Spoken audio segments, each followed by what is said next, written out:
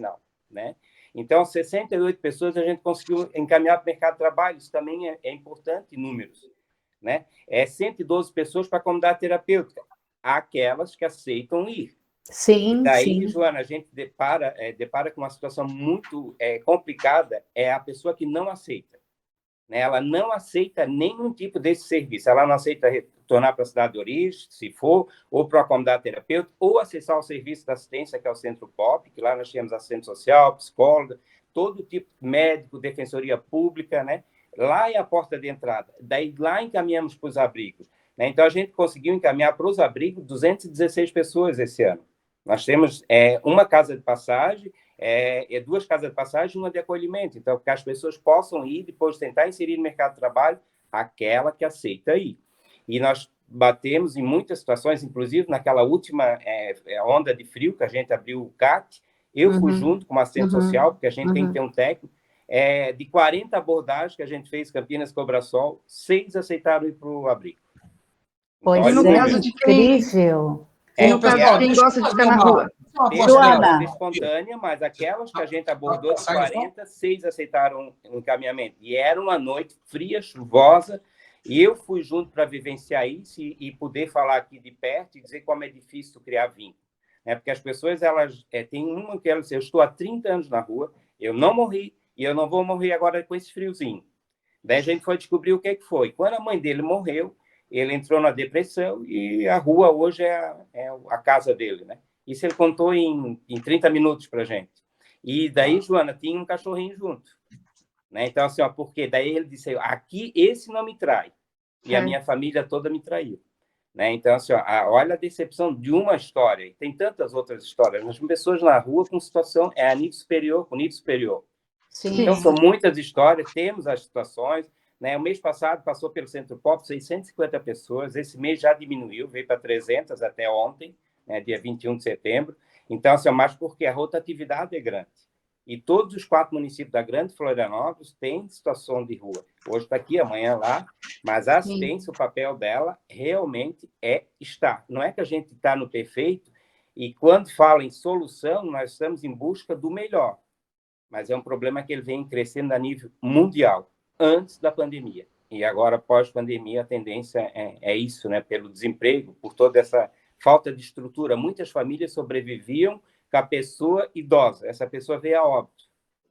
A família não tem mais renda.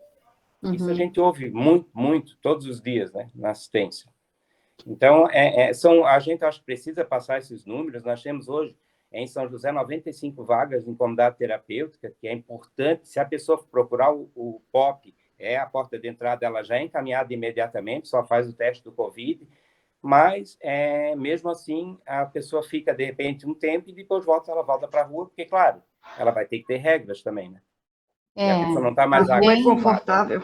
Eu até comentei anteriormente, tem a questão da adrenalina também. A minha irmã era psicóloga e trabalhava, eu falo era porque ela veio a falecer já.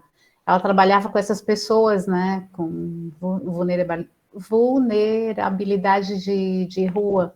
E, por exemplo, a gente vai tá apaixonado, o coração dispara, dá aquela adrenalina, né? Ou a gente vai entrar ao vivo, né? Quem não está muito acostumado também, dá uma adrenalina. E andar na rua também dá uma adrenalina, porque você não sabe o que vai acontecer, quem vai encontrar, fica dormindo ali, não sabe se vai abordar, se vai chegar alguém. Então, essa adrenalina as pessoas acabam viciando também. E no final eles não gostam de ficar presos, eles se sentem mal dentro, eles querem ficar na rua. Então, realmente é complicado, a gente sabe que é complicado. E uma época eu acompanhei a Secretaria Social aqui em São José também, uma coisa que me deixa chocada, gente, isso me choca de verdade, assim, que eu não consigo entender. A maior violência das pessoas está dentro de casa, é estupro de crianças, é um absurdo, é dentro de casa, é com a família. O agressor, né, Cida? O agressor, ele, sim, na sua maioria das vezes, ele está muito próximo.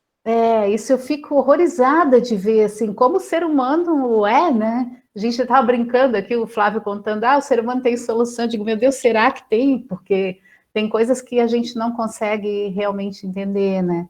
Mas, Joana, vamos perguntar agora referente ao seu caso especificamente. Você, como cidadã, que paga seus impostos, que tem o seu trabalho, que está tentando sobreviver nessa pandemia e tal, o que te incomoda? O que veio... Primeira coisa que a gente paga imposto mensal, e eu, com meu consultório pequenininho, pago mais de 4 mil de imposto e não vejo segurança, a gente não vê retorno em saúde, não vê retorno em lugar nenhum, né? Então, primeira coisa é isso que incomoda bastante.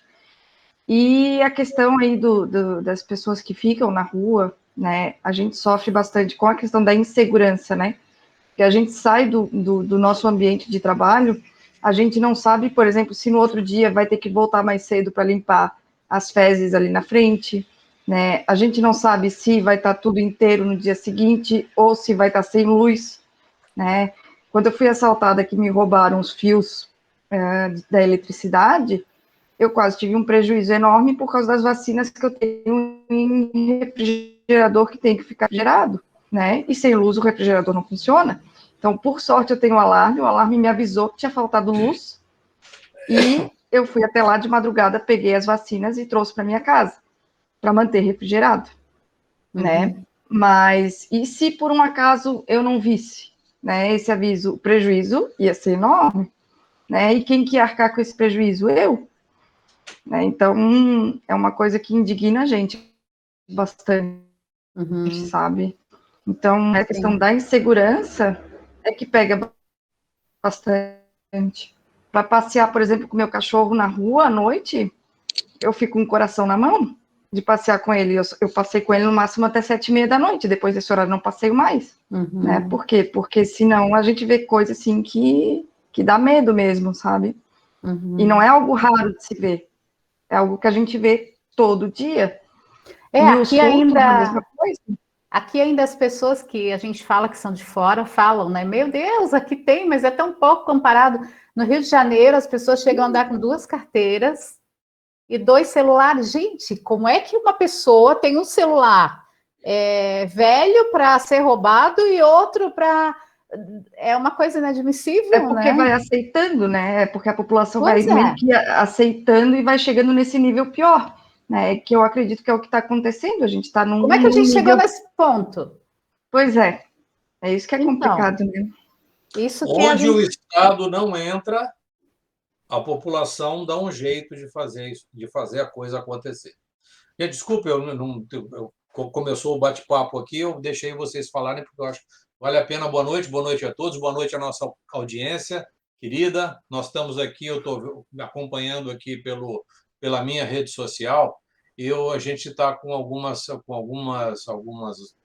espectadores fora da Grande Florianópolis, São Paulo, tem Rio de Janeiro, tem Maceió, enfim. E nós estamos, muito embora a nossa emissora seja uma emissora local, ela tem os seus tentáculos em todos os rincões. Nós estamos sendo assistidos em todos os lugares do mundo agora. E estamos discutindo um assunto que é muito interessante com relação a essa questão desse indivíduo que está numa condição de vulnerabilidade. Essa condição de vulnerabilidade ela começou a surgir a partir do final do século XVIII, começo do século XIX, quando começou a haver uma especificação, uma especificidade no trabalho das pessoas. Então, algumas pessoas que não tinham uma questão adaptativa numa determinada área de trabalho iam para um trabalho de menos-valia, e quando não tinha essa mesma habilidade, obviamente, ia para uma condição clara de plena vulnerabilidade. Então, isso não acontece aqui, São José, Palhoça, Florianópolis, isso acontece no mundo inteiro, né? E nós temos ainda uma dificuldade de lidar com esse tema dentro das políticas públicas. A gente tem observado ao longo desses anos todos que nós não tivemos um trabalho efetivo, né?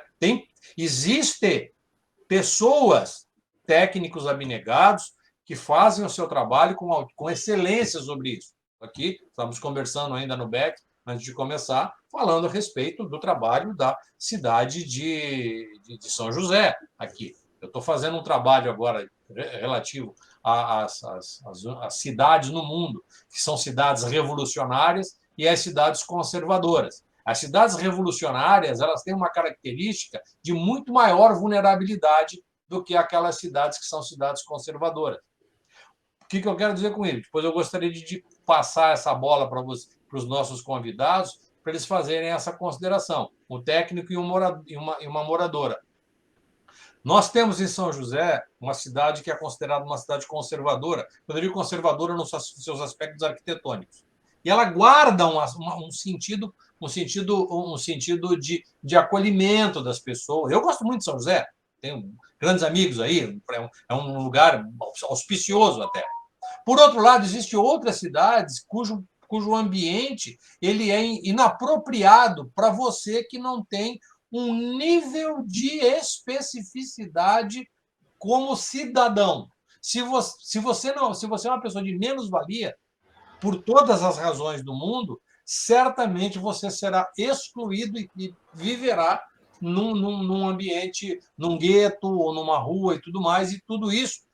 Depois, aquelas pessoas que têm essa melhor condição, elas irão hostilizar essas pessoas e, ao mesmo tempo, transferir para o poder público os cuidados que essa pessoa deve ter. O cidadão, acha que esse problema não é seu, é só um problema do Estado. Se o Estado não dá as diretrizes, o cidadão ou não faz absolutamente nada, ou age com as próprias mãos, como foi o exemplo da violência. Eu não vou fazer pergunta, eu só vou deixar essa bola no ar, porque isso não é uma questão nossa, regional nossa, aqui da Grande Florianópolis. É uma coisa que acontece em todos os lugares do mundo. Né? Outro dia, criticaram a esposa lá do governador de São Paulo. Não estou fazendo aqui nenhum juízo de valor, eu não gosto dele, acho uma pessoa execrável, mas, enfim, a esposa dele fez um comentário acerca ela fez um comentário e depois recortaram aquela fala dela para dizer que a esposa do governador, a primeira-dama de São Paulo, é contra o auxílio aos moradores de rua. Ela só fez isso que o Lédio acabou de falar. Algumas instituições têm o seu serviço público apropriado para isso. E, como tal, o cidadão precisa se comprometer com o poder público para que as coisas comecem a andar. Eu estou Então, é isso mesmo. Até, gente, eu vou falar de uma situação aqui, a gente está olhando bastante ângulos, né? Mas eu tinha comentado antes com vocês, lá nos bastidores, que eu fui indicada para entrar num grupo. Por quê? Porque a gente é jornalista, tem um pouquinho de acesso e tal. Ah, mas você poderia ajudar? Eu fui ver o que estava acontecendo no grupo, porque esse grupo, ele estava falando em fazer justiça com as próprias mãos. Existe o problema dos craqueiros, existe o problema desses esse comércio de fios, né, que estão... Inclusive, o Paulo tem um vídeo aí, parece que aconteceu, foi ontem ou hoje em Coqueiros, né, que eles abriram, que agora a fiação é subterrânea, eles abriram como é que chama aquilo? Isso sem contar o quão perigoso é você Não, é esse local, eu vou botar para vocês verem aqui, ó. Eles abriram para roubar os fios e deixaram... ele está passando o vídeo, né? Ele está passando o vídeo. Deixaram os prédios da rua sem energia, tiraram Mas a minha caixa lá eu já soldei, porque já foi roubado ali.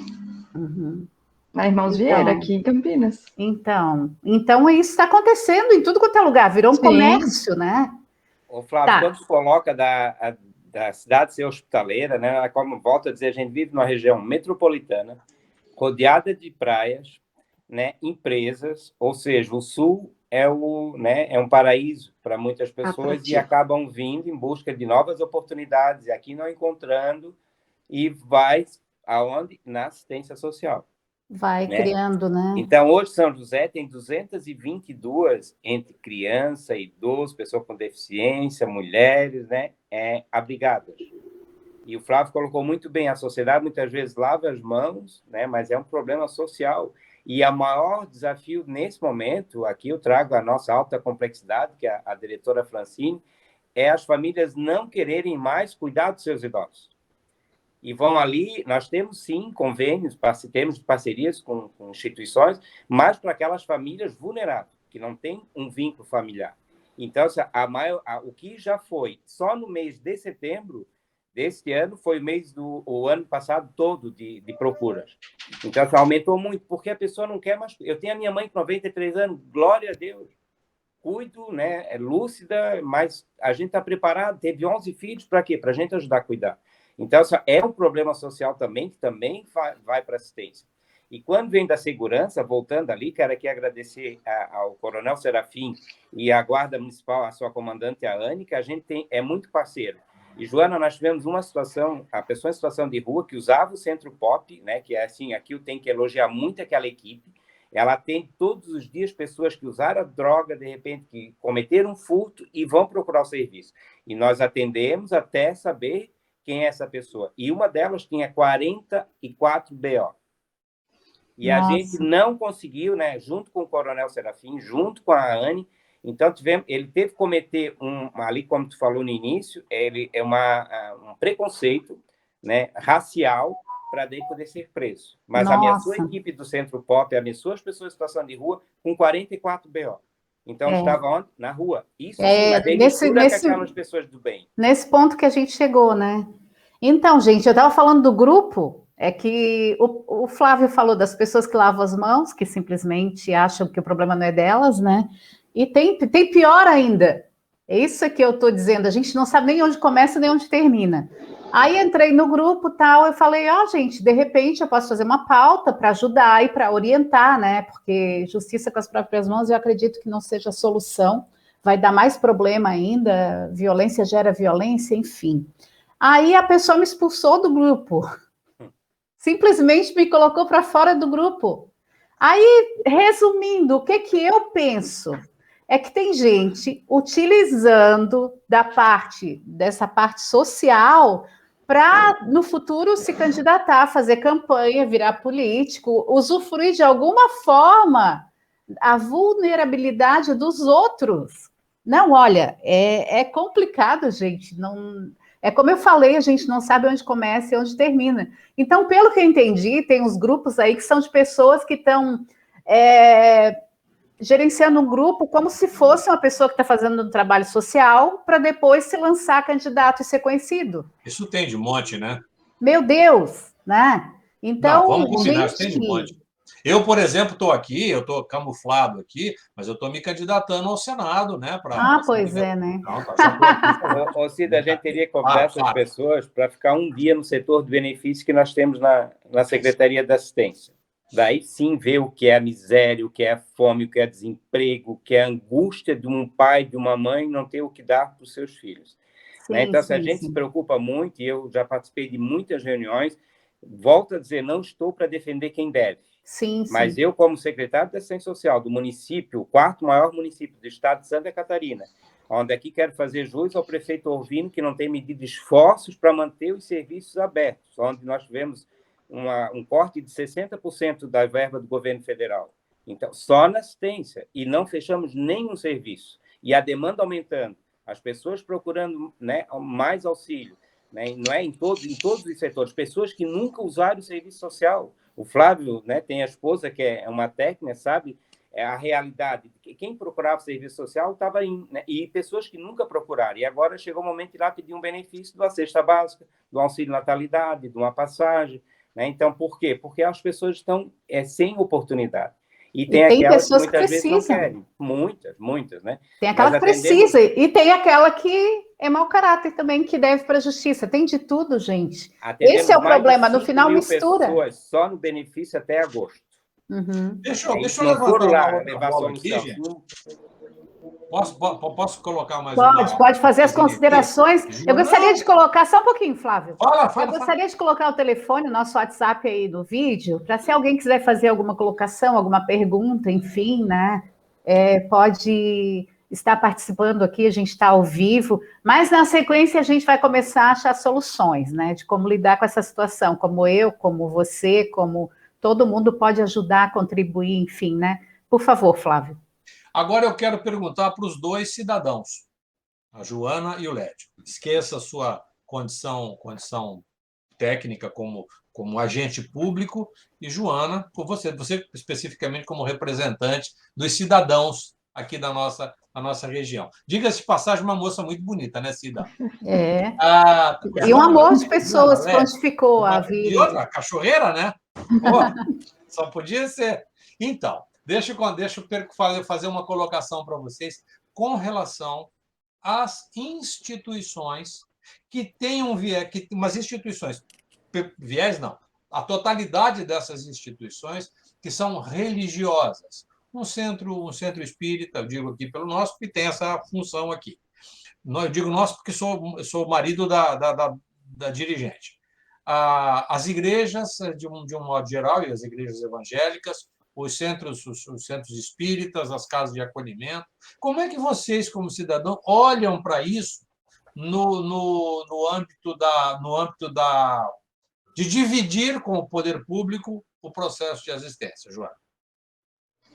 Assim, é complicado, né? Porque, por um lado, a gente tem que ajudar, né? Então, assim, esse trabalho de ajudar na questão com a doação de roupa, doação de alimento, tudo isso é algo importante, que a gente sabe que tem gente que realmente precisa, né? Agora, por um outro lado, muitas vezes a gente vê, por exemplo, dando marmita de um lado, né? E às vezes aquela marmita jogada num canto, não sendo valorizada muitas vezes, né? Às vezes nem é utilizada, fazendo mais sujeira na cidade. Então, às vezes é tampar o sol com a peneira, pelo menos é o meu ponto de vista, assim. Certo. Sabe que é um trabalho importante? É um trabalho importante, mas às vezes deveria ser visto assim, mais para quem realmente está sendo dado, né? Eu acho que isso é importante. Porque às vezes a gente vê que está sendo dado, às vezes, para um meliante, realmente, para um cara que está aí assaltando, botando sujeira na rua, e que não deveria estar ganhando nada disso, entende? Então, às vezes, tem que ver para quem está sendo dado. Porque, Flávio, você falou, né, em decorrência de... bom, a pessoa de um centro espírita é uma filosofia de vida, tem uma doutrina, né? Eu acho que quem procura esses lugares já é um tipo de pessoa diferente do que aquele que sai para roubar fio, entendeu? Para fazer o assalto, para... Então, eu acho que diverge um pouco, e eu não sei se esse tipo Nesse ponto eu discordo contigo. Eu tenho que me alinhar com a Joana nesse aspecto, pela minha experiência. Tá? Eu desconheço, estou sugerindo. Eles são espertos, eles sabem onde eles vão. As religiosas, elas não têm essa preocupação que o poder público tem, que as instituições constituídas têm. Que essas instituições têm uma política de assistência. Sim. E ela é gerida por essa política de assistência. As casas religiosas, elas têm esse olhar mais compassivo para aquela pessoa. E aí se aproximam. Eu não sei, eu tô me alinhando com a Joana por essa questão, Cida, de viver isso. As pessoas chegam aqui, às vezes, em busca de uma assistência. A Tânia tem o cuidado de fazer a triagem, de conversar, ver quem é e tudo mais. E mesmo assim, Joana, nós somos pegos no contrapé aqui por conta dessa... As pessoas vêm. A nossa casa não tem tabuleta, não tem nada. As pessoas são previamente selecionadas. Mas mesmo assim, no poder público não é a mesma coisa, Léo? Não, mas assim, ó, Flávio, nós temos as instituições e a politicagem. Então, assim, ó, muitas das vezes a pessoa vai para a rua numa única noite, distribui 1 ou 2 marmitas, faz uma selfie e se autopromove. E daí nós temos assim, ó, como assistência social, eu tenho que aqui agradecer muito às instituições, né, seja ela religiosa ou filantrópica ou associação de moradores, que o que ela faz, Cida, não vai em conta aquilo que tu falou, ela busca os excluídos.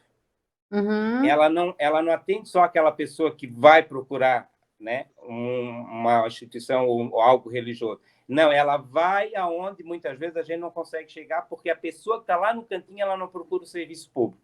E as instituições, principalmente, né, essas pessoas que fazem esse religioso, elas vão nos excluir. e tentam trazer essas pessoas de volta para a sociedade.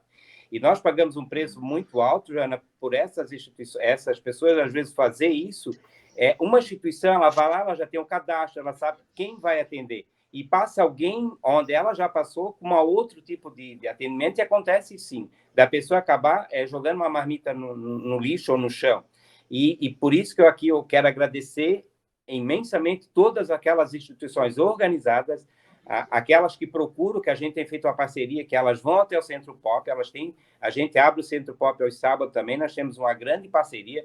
Naquela semana do frio, nós tivemos todas as refeições com parcerias das instituições e de qualidade, organizada, né? E nenhum dia sobrou, porque a gente estava organizado, mas daí elas acabam pagando o preço daquela pessoa que vai lá e faz uma média num dia, num mês, e depois some. E a instituição, ela mantém, porque ela não é uma pessoa física, ela é uma pessoa jurídica, e, além de tudo, ela tem um compromisso, principalmente com Deus. E quando a gente tem um compromisso com Deus, o Deus está no ser humano. Aí fechou, né? É incrível, né? Nesse período de inverno, eu estava um final de tarde, começo de noite, que eu estava na aula de dança, e eu estava sem carro e acabei vindo de ônibus e passei ali pela catedral, ali em frente. E tem um grupo que é um grupo habitué aqui da catedral, que eles atingem esses clientes, essa clientela vulnerável ali no centro de Florianópolis, na Praça 15, tá? Eu vou confessar para vocês que eu me aproximei do grupo, fiquei... Pessoas jovens e tudo, e eles estavam contando e tudo. Eu falei, escuta, eu posso experimentar um pouquinho da sopa? Era uma sopa, um caldo quente servido num copinho térmico e tudo. Eu falei, claro! E aí ele me deu meio copinho de coisa de sopa. Gente, que comidinha gostosa! Aquela noite eu tenho certeza que aquelas pessoas, por uma graça de Deus, elas aqueceu um pouquinho o coração daquelas pessoas, e provavelmente pode ter um ou outro ali que, sabe, aquela estrelinha do mar que você jogou, que você fez a diferença, e eles têm esse cuidado de fazer o encaminhamento, oferecer para as pessoas a oportunidade de fazer o encaminhamento para o serviço social. E é um grupo religioso, eu acho... Eu levantei essa bola porque eu acho isso super legal. São pessoas abnegadas. Ali são estudantes universitários, tinha engenheiros ali, tinha advogado, médico, pessoas que têm suas atividades. E podiam estar em casa, debaixo do Netflix, ou assistindo o nosso programa. Só aí. Mas não, estavam lá. E era uma quarta-feira. É verdade, tem tudo isso, né?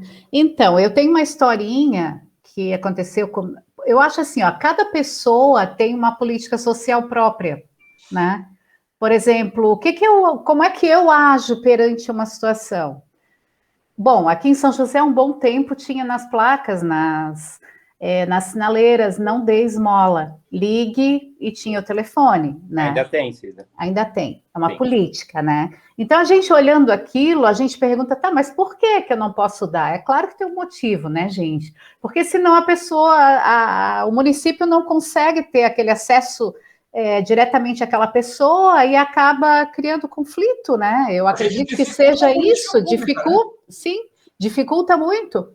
Mas tem pessoas que a gente olha, de repente, e diz,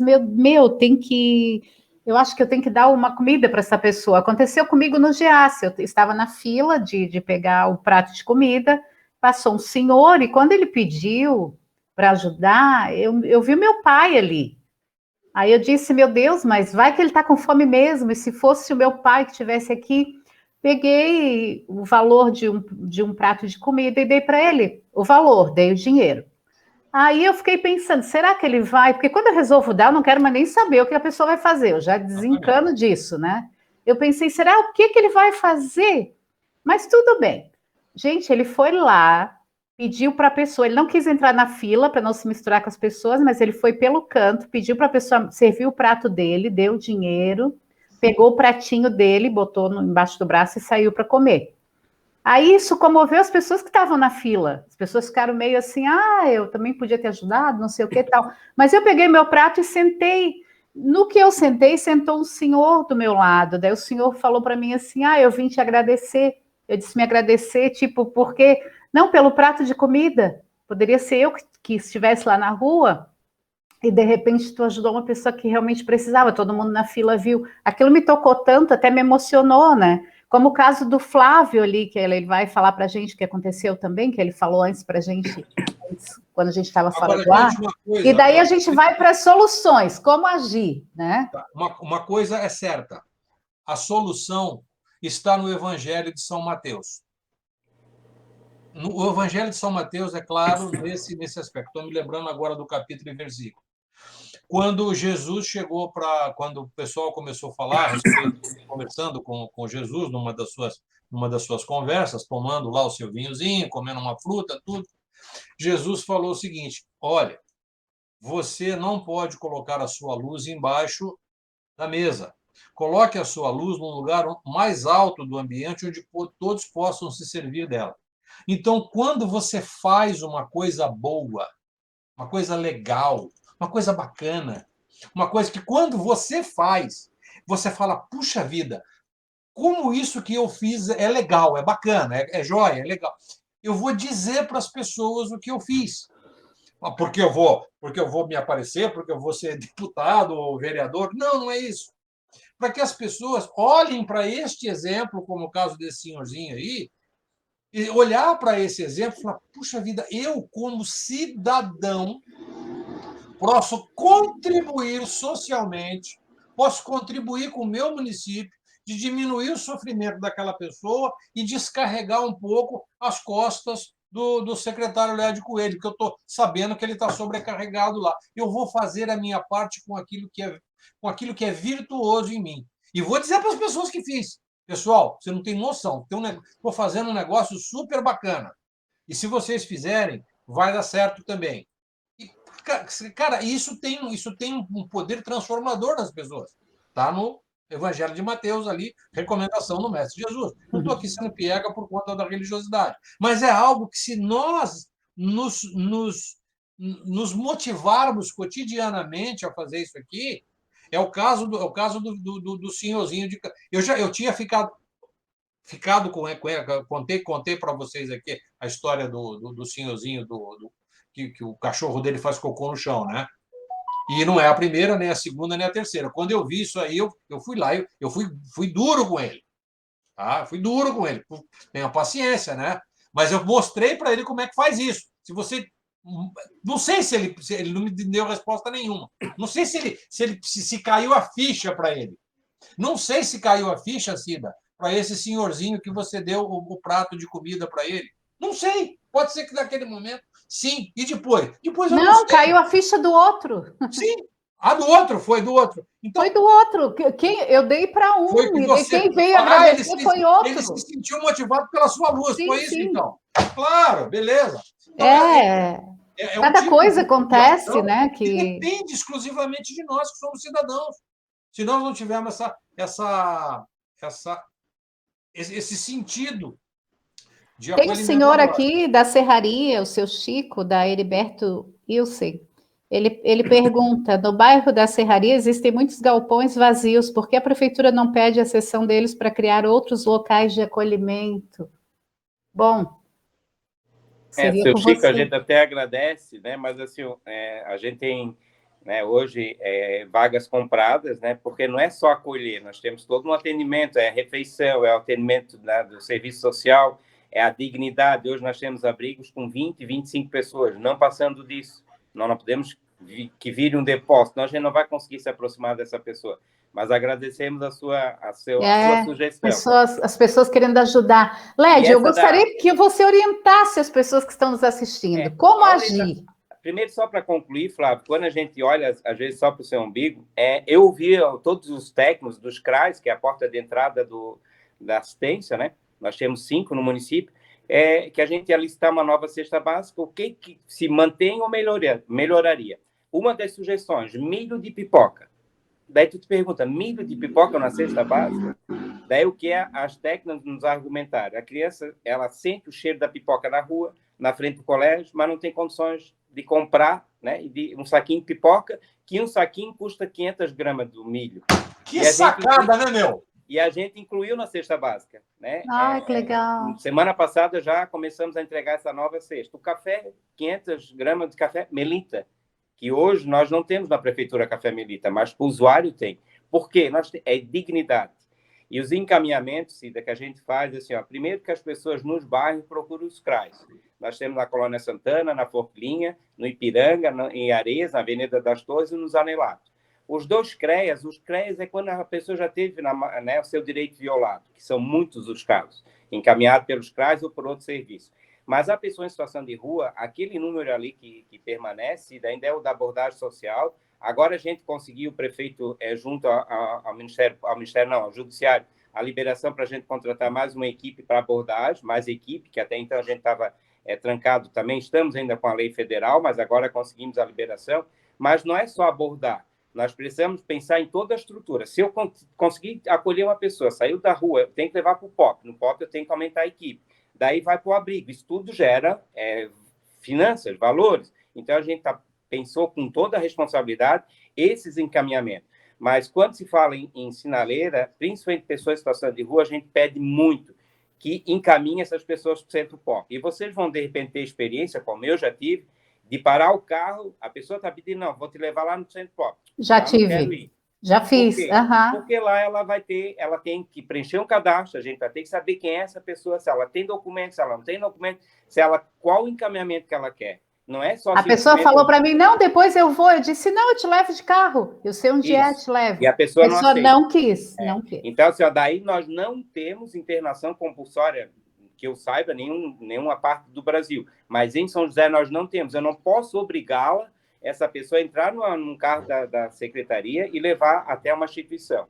Muitas das vezes nós temos dificuldade, porque as pessoas também estão em situação de rua, doentes. Daí dependemos também de um processo da saúde, SAMU, que é do Estado. Há uns 2 meses atrás, um idoso a gente levou, depois de 2 dias veio a óbito no hospital regional. Então, são situações, mas daí não é... Tu tem que saber quem é essa pessoa, porque a assistência abrigou. Né? Então, a gente tem os encaminhamentos. Mas, primeiro, quero agradecer toda a equipe da assistência, que a gente, como o Flávio colocou, é desafiador, Flávio, a gente tem problemas diários, tem que primeiro acreditar em Deus. Né? Eu acho que se tu não acredita em Deus, tu não pode estar num órgão desse, principalmente como assistência. E depois, assim, ter a boa vontade e pedir a Deus que te ilumine o melhor caminho para essas pessoas, não só em situação de rua, aquelas pessoas que procuram assistência social, né, que são muitos, e todos os dias, em todos os serviços. Mas o encaminhamento é isso, da situação de rua que encaminha para o Centro POP. A diretora Marla está nos assistindo, é uma grande profissional, ela conhece todos pelo nome, inclusive, Joana, quem tem o seu pet, ela sabe o nome dos pets. Então, é uma pessoa que vive o dia a dia, ela não é de gabinete, ela está na rua, está com a equipe vivenciando. Uma profissional de muitos anos, né, com uma bagagem, mas, principalmente, ela é um grande ser humano. E se a gente não ser humano, como é que tu vai ouvir a história do outro? Então, agradecer a oportunidade, né, de estar divulgando o que a assistência vem fazendo. A gente sabe que tem muito a ser feito, o desafio é grande, mas se a gente não tiver desafio e não tiver objetivo, também a gente não precisa estar onde a gente está. Então, assim, agradecer, eu acho que é isso. E os encaminhamentos a gente tem procurado todos os dias. E, principalmente, dar dignidade. Quando a gente fala em 68 pessoas inseridas no mercado de trabalho, nós tiramos da rua e voltamos essa pessoa a ter um resgate, a pagar o seu aluguel, a continuar, a ter uma vida novamente, né? Ô, Joana, então... deixa eu perguntar uma coisa, suavizar um pouquinho a conversa aqui, pode? Ô, Joana, fala um pouquinho, você como profissional da área veterinária, fala um pouquinho dessa relação que a gente aqui que é cachorreiro... Você é cachorreiro, Lédio? Tem uma Shih Tzu, Isa. É cachorreiro. Você também, né, Cida? Eu também. Então, a gente que é cachorreiro... Então, a minha até está por aqui. Conta um pouquinho dessa relação deste animal, que é um animal de rua, né? Um animal de rua, junto com esse indivíduo que está em condição de altíssima vulnerabilidade. Como é que é essa relação? Como é que você olha para isso? Porque como é que você vê a personalidade desses animais?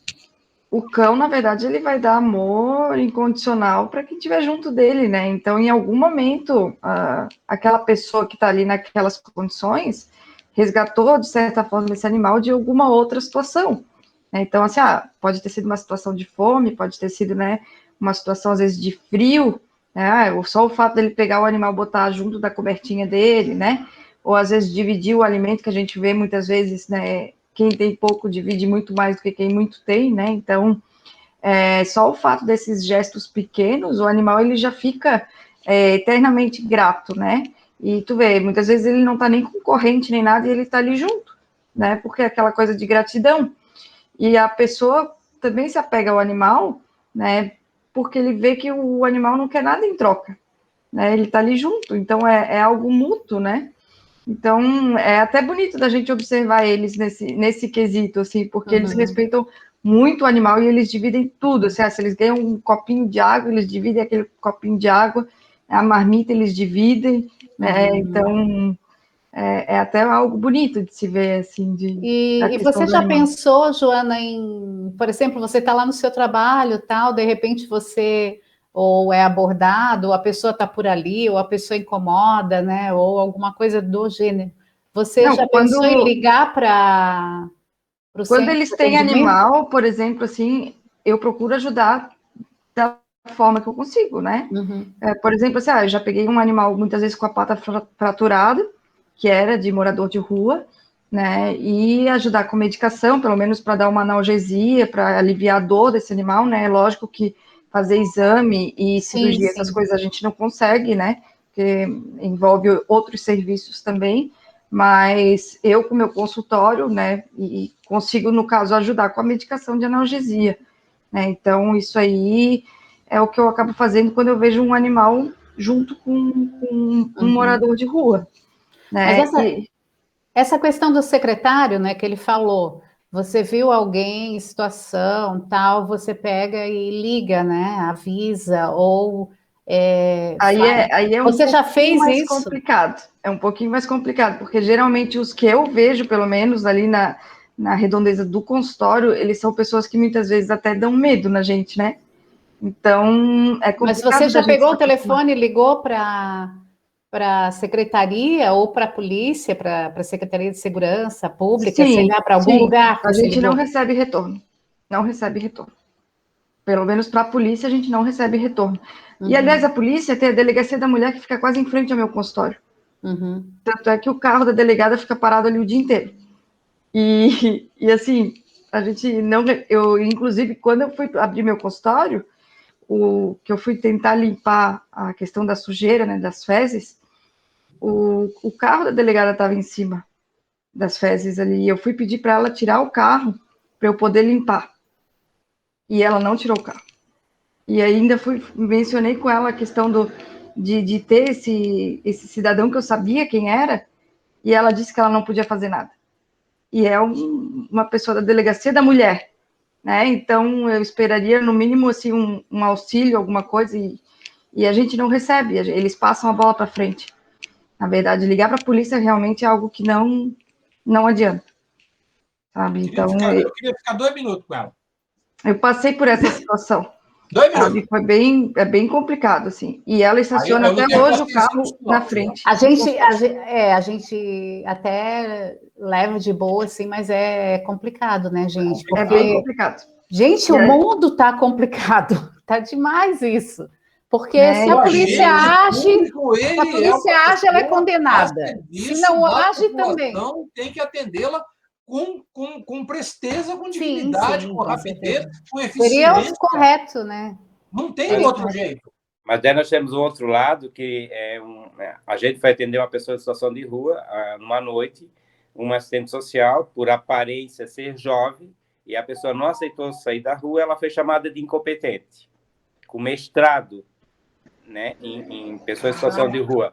Então, assim, ela não tinha como amarrar a pessoa. Então, assim, tem os dois pesos, as duas medidas, né? Então, uma excelente profissional que trabalha no Centro Pop, faz um trabalho, só que naquela noite, era umas 22 horas, ela abordou a pessoa e alguém filmou e a pessoa não aceitou sair. Ela foi chamada de incompetente porque não conseguiu tirar a pessoa da rua. E eu acho que o mais difícil é isso, porque esses que estão na rua, né, que a gente já vê que são figurinha carimbada, que a gente já conhece, é o mais complicado, porque se a gente chegar e oferecer uma ajuda para eles, né, oferecer um local para eles ficarem, eles vão dizer com todas as letras que eles não querem, que na rua, que eles preferem ficar na rua. Então é onde a gente se vê meio de mãos atadas, assim. Aí tem direitos humanos, tem as leis, né? Sim, os direitos humanos defendem bastante. também, e por aí vai, né, gente? Meu Deus, Sim. é uma coisa que é uma bola de neve que a gente veio, e chegamos aqui. E a gente está vendo que não é muito claro para onde se vai, né? Na situação, quando a pessoa é realmente necessitada, parece que o LED está fazendo um trabalho bem legal, e a gente sabe, mas quando envolve a questão de furto, de assalto, de polícia, já complica um pouquinho mais, né? É complicado isso. Eu passei por uma situação... Dentro do serviço público, eu tô tendo o privilégio, a alegria de estar conhecendo o Lédio, a Joana, enfim. Eu acho que a gente olha para o servidor público de duas maneiras. Você sabe quando o cara é marmoteiro, é um Zé Ruela, né? Ou quando aquele servidor público, ele realmente, o cara vestiu a camisa. E vou fazer o melhor que eu posso dentro do âmbito das minhas limitações. Essa jovem que é colaboradora da sua secretaria, eu tenho absoluta certeza que ela fez tudo dentro da regra, dentro das 4 linhas, tudo certinho. Ela só não foi feliz naquele momento. Isso não significa que ela seja incompetente. Absolutamente não. Absolutamente não. Ela talvez ela deva até estar motivada. Puxa vida, será que eu posso fazer melhor da próxima vez? Será que foi que aconteceu que de alguma maneira não fui tão bem assim, mas da próxima vez eu vou fazer melhor? Isso tudo dentro do serviço público devia ser uma regra de ouro para todos, mas não é, muitas vezes não é, né? Mas nós já estamos nos encaminhando para o final aqui, né? Já vamos para as considerações. Que pena, a conversa está tão boa aqui. Mas é isso aí. Eu vou deixar as minhas considerações finais aqui, depois para os meninos aí. Eu tive um prazer enorme, Lédio, em conhecê-lo. Obrigado. Você está lá na prefeitura? Sim, no segundo andar. No segundo andar. Eu sempre vou a São José. Se você me der, eu vou lá tomar um cafezinho com você. Às 8 horas da manhã já estou na minha sala. Ótimo, maravilha. Joana, muito prazer em conhecê-la. Obrigado, tá, por estar comigo com a Cida aqui. Você é um amor. Obrigado. Eu deixo vocês à vontade para fazerem as últimas considerações. Por favor, Lédio. Então, agradecer a Cida, a Joana, a Flávio, prazer também. Eu acho que a gente precisa, muitas vezes, mostrar o que o serviço público faz e a gente não generalizar, né? De repente, não é nem na questão daquela noite de infeliz ou não infeliz, mas ela abordou uma outra pessoa que não foi filmada, né? Então, assim, e daí tivemos uma outra situação de uma abordagem que estamos respondendo 2 processos por violação de direito que até então foi uma abordagem. Então, assim, a gente bate, mas é desafiador. E agradeço muito a Deus, né, é a 4ª vez que estou ocupando a Secretaria da Assistência, o momento mais difícil. Esses 9 meses não tem sido fácil, porque o que mais desafia chama-se preconceito. O preconceito da sociedade, né, com a cor, com a raça, com a tua opção sexual, que a gente lida com todos esses. Todos para nós são iguais. Né? Então, tivemos a conferência da assistência agora no início do mês, mais de 230 pessoas online. Isso e uma das pessoas em situação de rua vai para a conferência estadual. Então, isso é oportunidade, é dignidade, é respeito, é isso que a gente tenta todos os dias, é ser melhor, sabe, Flávia? A gente realmente tem que... Eu sempre sou do seguinte, eu posso melhorar, e eu vou melhorar. É verdade. Muito obrigado e uma boa noite a todos. Prazer. Joana? Não, só deixar aqui uma boa noite a todos e pedir desculpa se eu, em algum momento, passei a minha indignação, mas é que a gente, como morador e como empresário, né, na região que a gente vive, a gente está um pouquinho nesse momento, assim, meio revoltado, né, mas que eu acredito que vai melhorar. Eu acredito que eu tenho bastante esperança, bastante fé de que alguma coisa vai ser feita para ter uma melhora. Porque a gente está nesse caminho, na verdade, que ou a gente faz alguma coisa, vira a chavezinha e melhora, né, ameniza a situação, ou realmente a gente tende a ver uma situação muito pior. Né? É verdade. Então, eu tenho fé de que vai melhorar. E eu também gostaria de agradecer muito, né, principalmente ao LED, que atendeu o nosso convite imediatamente, se propôs a vir aqui esclarecer muita coisa, porque às vezes é fácil criticar, mas é bom ouvir todos os lados e realmente ter consciência das coisas que acontecem. Gente, Quando eu era pequena, a gente cantava lá na Copa 70 milhões em ação, agora são 240 e poucos milhões de pessoas, né? Sendo que vem políticas e políticas, e tira a lei, bota a lei, tira daqui, bota para lá. Gente, é muito complicado. Aí a polícia age, criticam a polícia não age, criticam a polícia, a secretaria age, critica a secretaria, e assim vai, assim chega na gente também, né? Agora, o que eu gostaria de falar para vocês, que eu acho que é uma coisa bem legal, o Flávio sabe muito bem disso, tire um tempo da sua vida, tem aquela coisa de escrever um livro, ter um filho, plantar uma árvore e tal, tire um tempo da sua vida para fazer um trabalho voluntário. Eu acho que isso é importante, eu acho que isso tira a pedra dos corações, porque a devolução, que a gente tem gente, eu chego até a arrepiar. O Flávio sabe, a gente trabalhou 3 anos no HU, voluntariamente, né? Depois eu fui para a FLOV, trabalhei mais um tempo na FLOV, e o retorno que a gente tem, a gente passa a ver o ser humano de outra forma. E se eu, você e outras pessoas, e todo mundo passar a olhar o ser humano mais numa totalidade, não olhar só para a gente, achar que só a gente existe, só a gente é importante, só a gente tem que se dar bem e tudo mais, eu acho que o mundo poderia ser um pouquinho melhor, né? É isso, gente. Agradeço muito a presença de todo mundo. Fiquem com Deus e, se Deus quiser, né? Vamos ser otimistas aí, pensar nesse mundo melhor para todo mundo. Tchau, tchau.